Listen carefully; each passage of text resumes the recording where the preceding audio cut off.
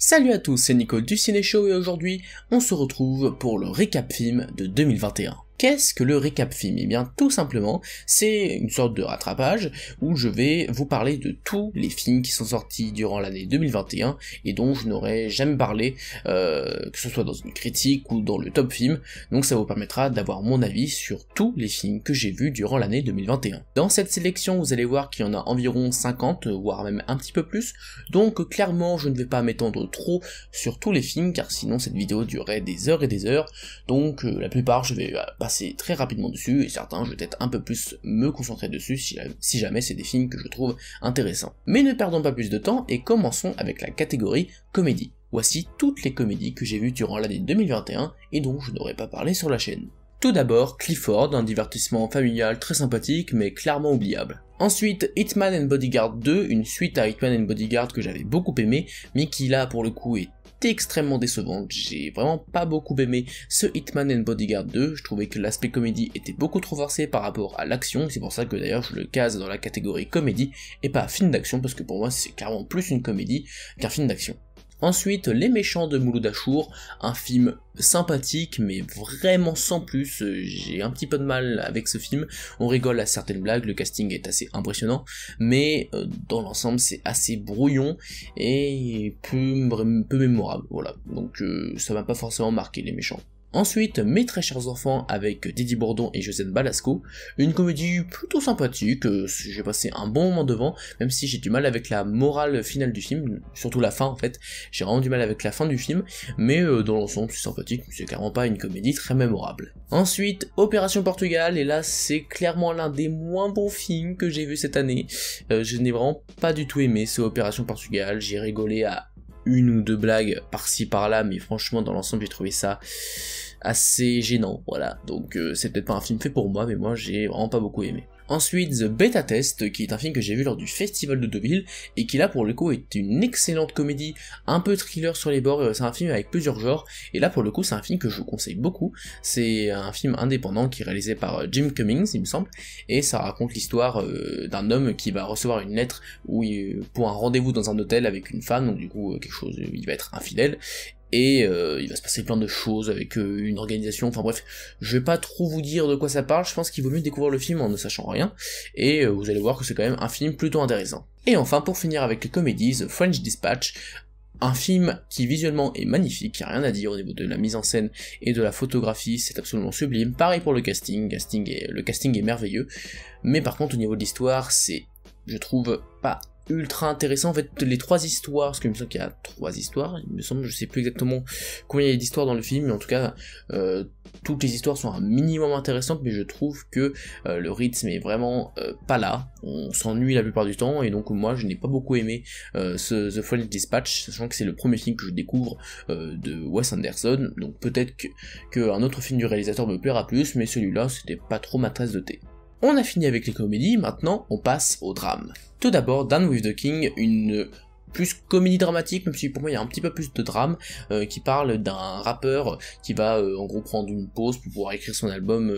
à la campagne, et c'est un film que j'ai vu lors du Festival de Deauville, et c'est un film sympathique, mais qui m'a pas forcément marqué, donc je le recommanderais pas forcément, mais pourquoi pas. Ensuite, House of Gucci de Ridley Scott, un excellent film, franchement j'ai beaucoup aimé ce House of Gucci, il ne fait pas partie de mon top non plus, j'ai préféré Le Dernier Duel de ce réalisateur cette année, mais House of Gucci c'était quand même très sympathique, un petit peu long quand même, je pense que le film aurait pu être raccourci, mais le casting était excellent, la mise en scène était simple, mais elle était très efficace, et je trouvais que l'histoire était très intéressante, donc moi j'ai bien aimé. Ensuite, John and the Hole, un film que j'ai vu également lors du Festival de Deauville, qui parle d'un garçon qui va mettre sa famille dans une sorte de trou, et en gros qui va en profiter pour avoir la maison pour lui tout seul, enfin bref, un petit psychopathe sur les bords, le garçon, mais là c'est vraiment un film que j'ai trouvé ultra long, genre vraiment il se passe quasiment rien, c'est pas dénué d'intérêt évidemment, comme tous les films qui sortent j'ai envie de dire, mais c'est vraiment pas un film qui m'a beaucoup plu, l'ambiance sonore était pas mal, la mise en scène aussi était correcte, pareil pour les acteurs, mais franchement l'histoire était très peu intéressante à mon goût. Ensuite, La Méthode Williams, un biopic sur Serena et Venus Williams. J'ai beaucoup aimé, franchement déjà je suis fan de tennis, hein, il faut savoir que j'en ai fait pendant plusieurs années, et même je trouve que c'est assez bien mis en scène, les acteurs sont très bons, Will Smith, mais même les deux actrices qui jouent les sœurs Williams. D'ailleurs il me semble que Will Smith a eu 40 millions pour le film. En tout cas, il a obtenu 40 millions pour avoir interprété le père de Venus et Serena Williams, sachant que le budget du film est de 45 ou 50 millions. Donc ça veut dire que environ 80% du cachet du film est parti vers Will Smith. C'est une anecdote que je trouve assez folle, mais dans tous les cas, c'est un film que je vous conseille si vous êtes fan de tennis ou même de biopic assez inspirant avec de très belles morales. Bah franchement, je vous conseille. Ensuite, Respect, encore un biopic sur Aretha Franklin, beaucoup aimé aussi. C'est un film très classique dans le modèle du biopic, hein. C'est vraiment mise en scène ultra simpliste, scénario très simpliste de biopic de chanteur, enfin bref, il n'y a pas vraiment quelque chose de mémorable, mais ça reste intéressant, et puis ça reste Aretha Franklin, les acteurs sont très bons, l'actrice qui joue Aretha Franklin est très très bonne, donc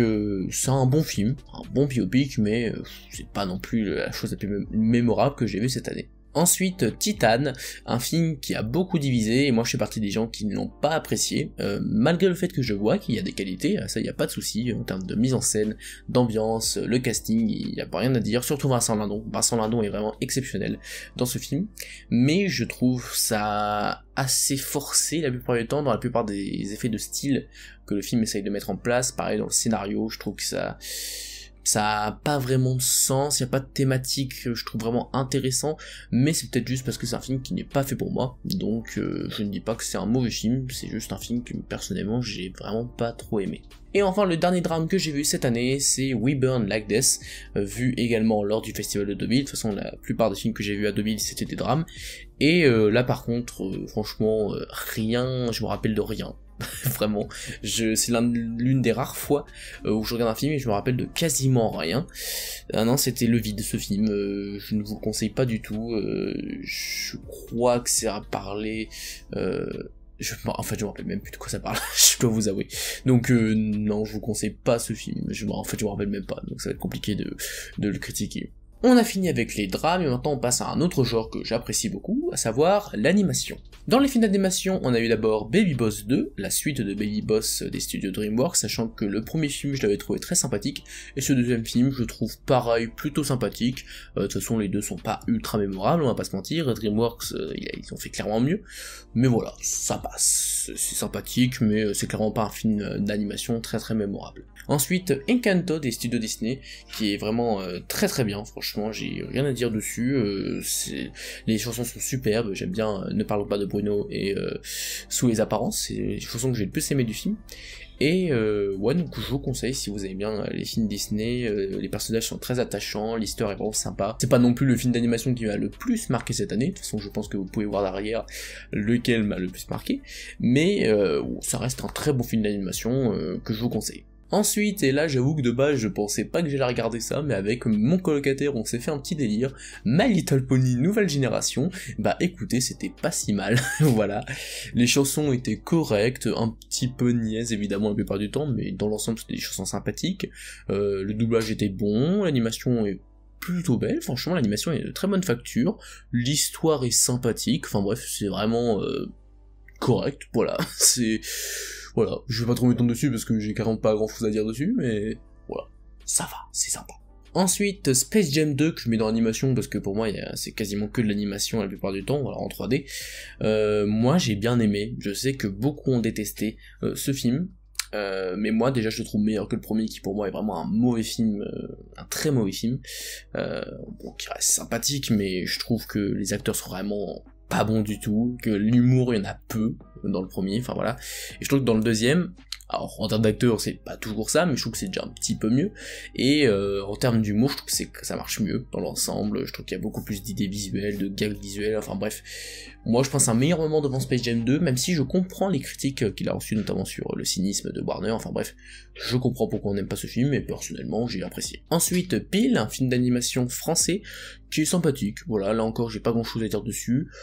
c'est un truc qui se passe lors du Moyen-Âge il me semble, et l'ambiance est plutôt correcte, l'animation est vraiment juste correcte, elle est pas exceptionnelle mais ça passe, et les personnages sont plutôt attachant, donc là encore, si c'est un petit film d'animation, c'est un petit film d'animation que je vous recommande. Ensuite, le Journal d'un dégonflé qui est sorti sur Disney+, qui est plus un moyen métrage qui fait environ 1 heure, il me semble, et moi j'attendais pas mal ce film, mine de rien, parce que j'aime beaucoup les livres Le Journal d'un dégonflé, je pense que j'ai lu les 10 premiers tomes au moins, c'est un univers que j'apprécie beaucoup, je trouve que l'humour marche vraiment bien, et le film, en fait, il y a pas grand chose à dire, parce qu'en fait ça reprend exactement, il me semble, le premier tome, mais genre exactement, je crois qu'il y a très peu de variations dans ce film, ce qui fait qu'il n'est pas très intéressant pour ceux qui ont déjà lu le livre, parce que ça apporte rien, donc ça a forcément un minimum correct. Du coup, si vous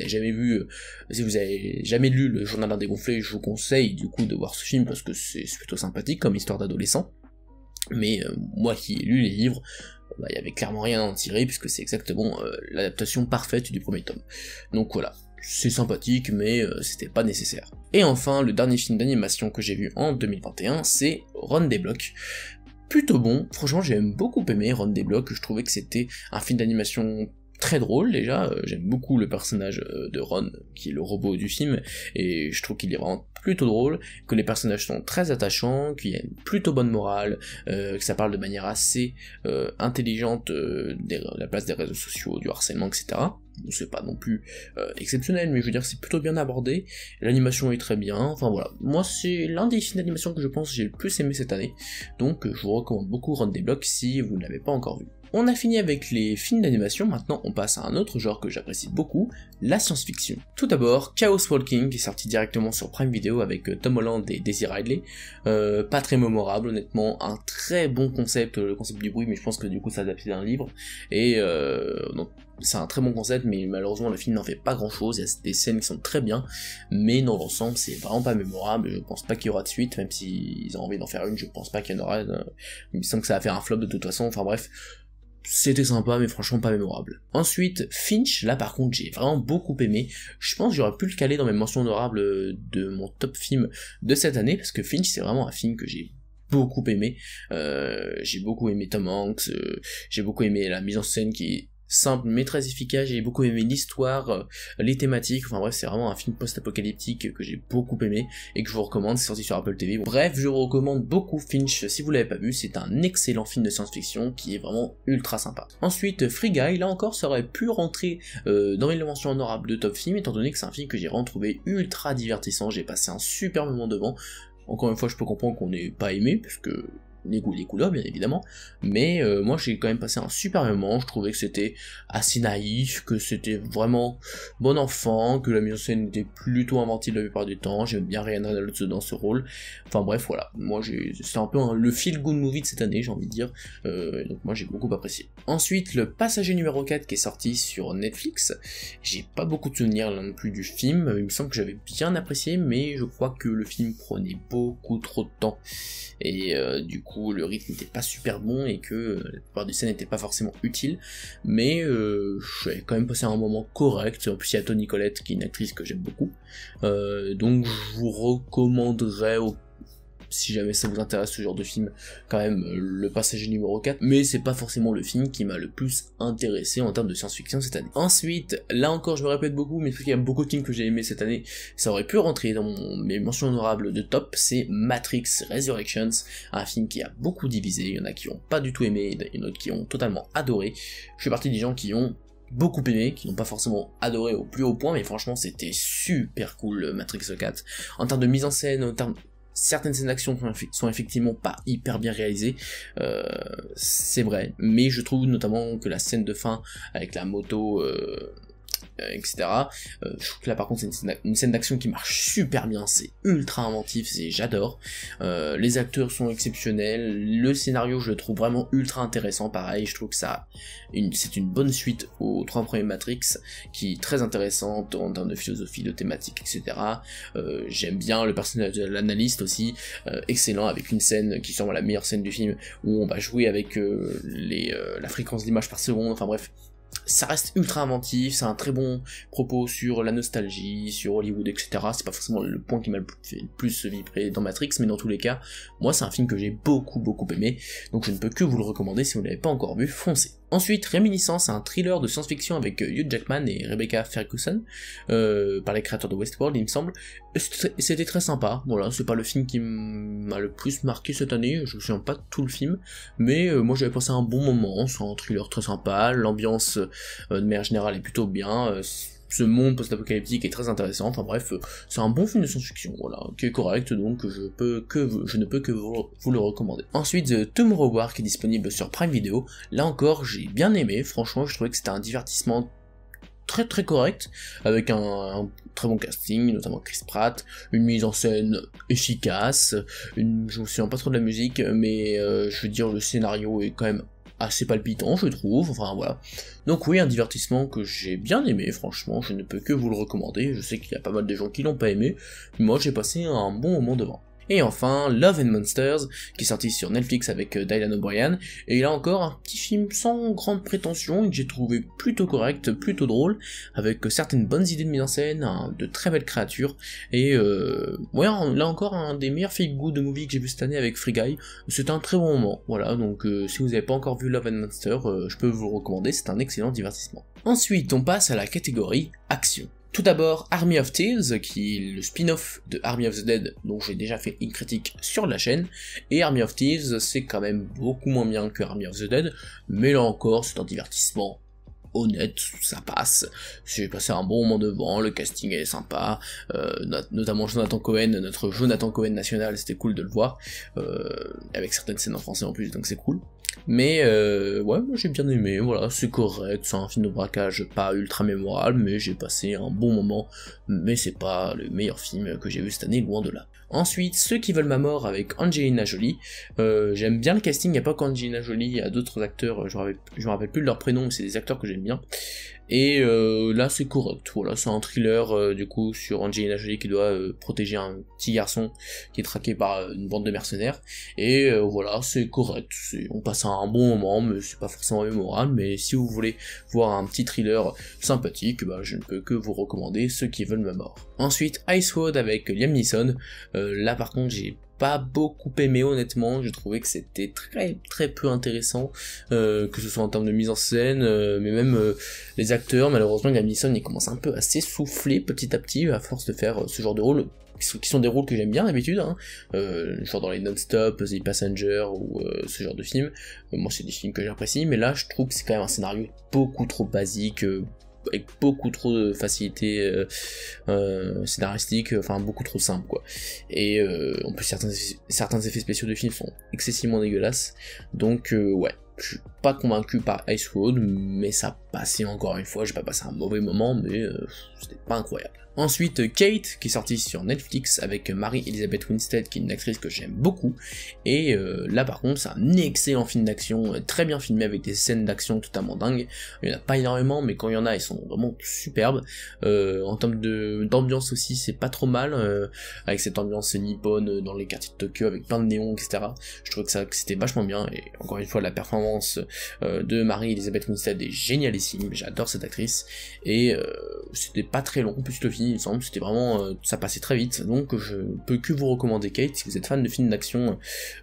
franchement oui, moi j'ai beaucoup aimé. Ensuite, Red Notice, le film de Netflix qui est sorti cette année, en tout cas avec le plus gros film en termes de budget, et même si c'était quand même excessivement sympathique, c'est quand même pas à la hauteur d'un budget de plus de 200 millions, je sais plus combien, donc c'est un peu décevant quand même, c'est correct, on passe pas un mauvais moment, le casting est très sympa, enfin voilà, et en plus ils ont annoncé des suites, et pourquoi pas, parce que ça peut être vraiment pas mal, si en plus ils vont un petit peu plus loin en termes d'action de mise en scène, mais c'est ça le problème, c'est que c'est assez basique en termes de scènes d'action, il n'y a pas vraiment de scènes où tu te dis waouh, alors que le réalisateur avant, il avait fait Skyscraper, qui était un film que j'ai pas mal aimé, que je trouvais quand même plutôt bon dans ce style, mais là, c'est vraiment pas très intéressant, on s'en souvient pas trop, mais on passe un bon moment devant, donc c'est l'essentiel. Ensuite, Sans aucun remords avec Michael B. Jordan, qui est sorti sur Prime Video, en France en tout cas, et moi là encore, c'est un bon film d'action, qui est pas très mémorable, là par contre il n'y a pas des scènes que je me rappelle particulièrement, ah si peut-être la scène vers la fin où il y a une sorte de siège, qui est plutôt bonne en termes de tension, mais c'est pas un film ultra mémorable non plus, mais pourquoi pas, si vous aimez bien ce genre de film, ça peut être sympa aussi. Ensuite, Snake Eyes, un spin-off des films G.I. Joe que j'apprécie sans plus, mais là c'est clairement pas du tout intéressant, les scènes d'action sont vraiment pas dingues, le casting est correct mais sans plus, il y a juste le plaisir de voir, alors je sais plus, il me semble que c'est Iko Uwais, son nom, faudrait que je vérifie, mais c'est l'acteur qui joue dans The Raid, qui est un film, il faut que je vous parle absolument un jour de The Raid, c'est un film d'action incroyable, mais dans tous les cas,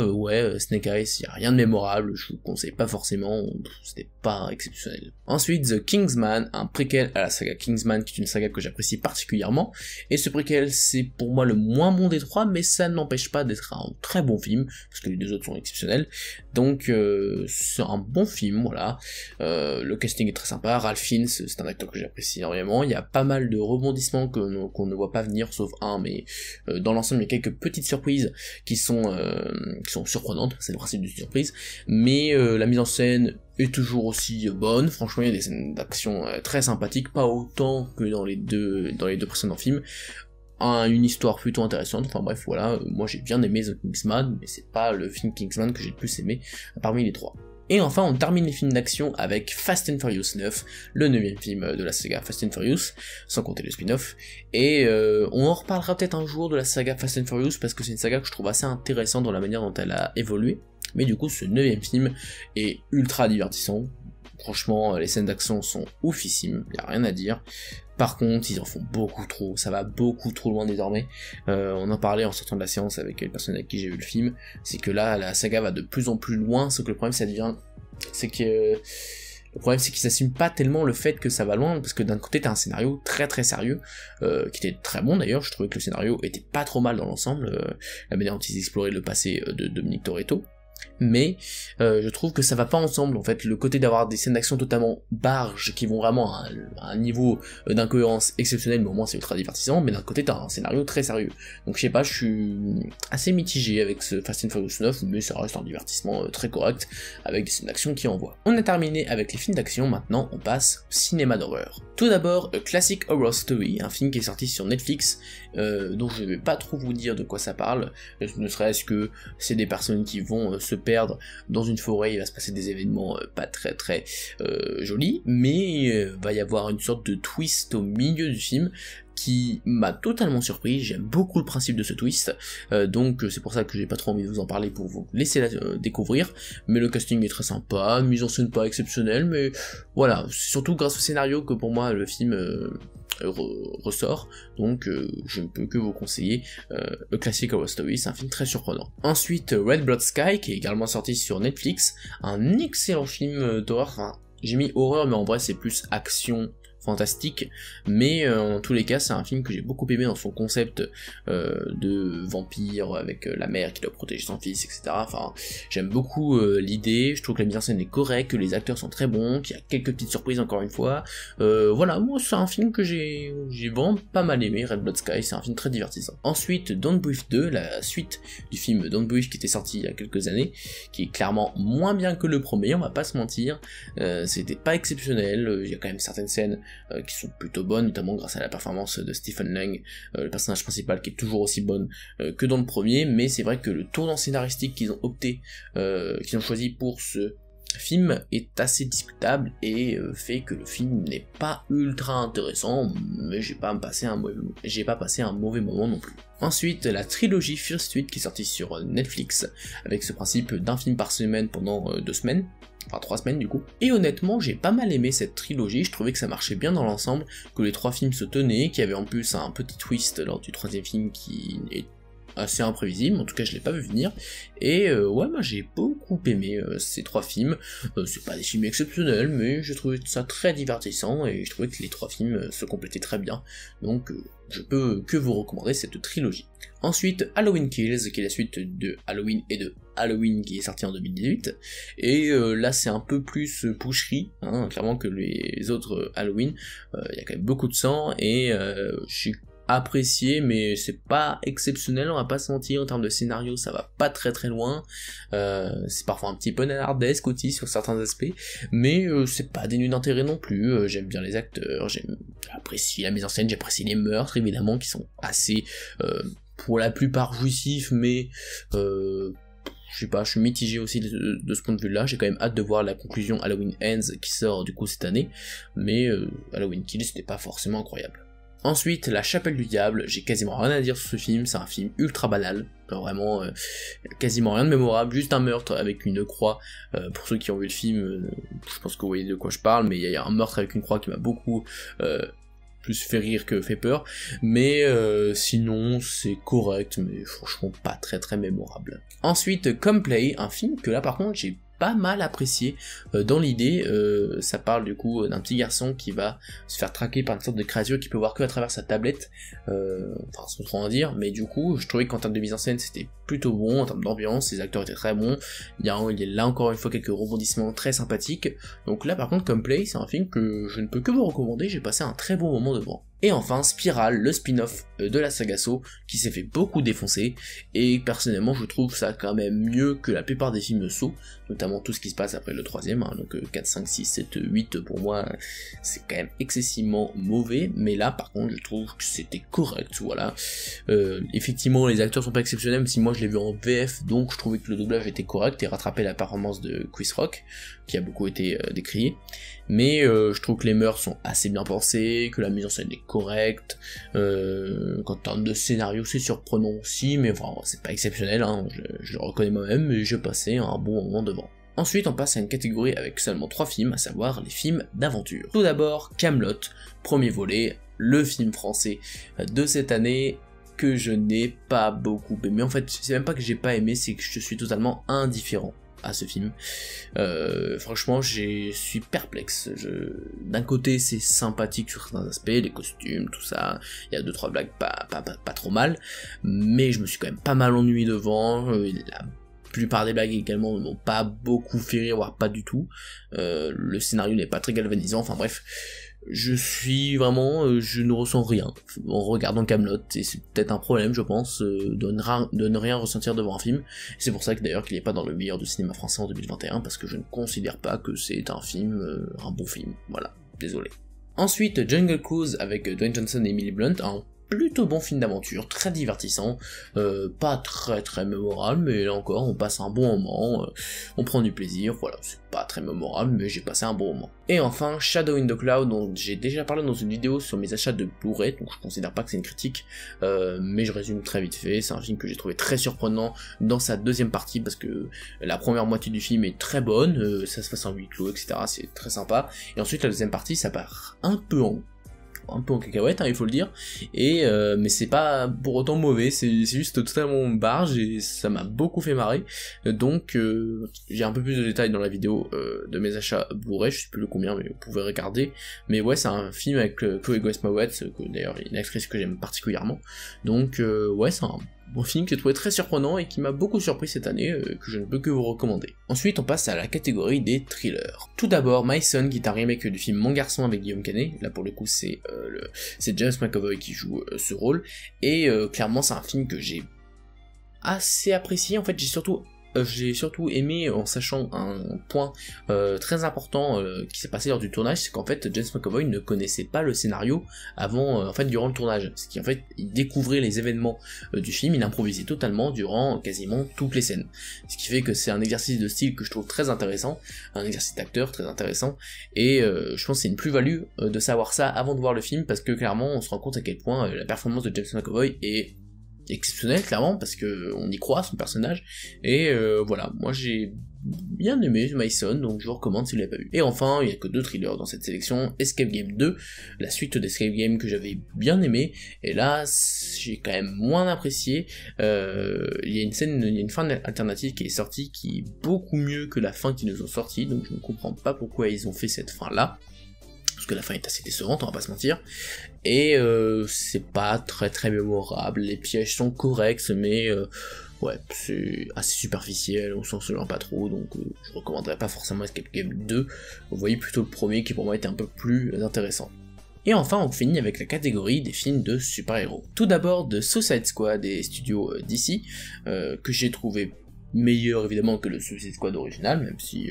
il y en a qui le défendent, mais moi j'ai quand même un petit peu de mal. Mais ouais, clairement c'est un film très drôle, plein de créativité, la mise en scène est folle, les scènes d'action sont très sympas, le casting est génial, l'histoire est sympa, enfin c'est pas un film que je trouvais absolument incroyable, mais ouais, c'est un très bon divertissement de super-héros. Ensuite, Black Widow, un film qui est sorti beaucoup trop tard, c'est ça le seul problème que j'ai principalement avec ce film, c'est qu'il aurait dû sortir avant pour qu'on soit encore plus impliqué dans l'histoire, car même si le film est correct, je trouve, dans les scènes d'action, dans le casting, Florence Pugh notamment, qui est une révélation, hein, je pense comme beaucoup,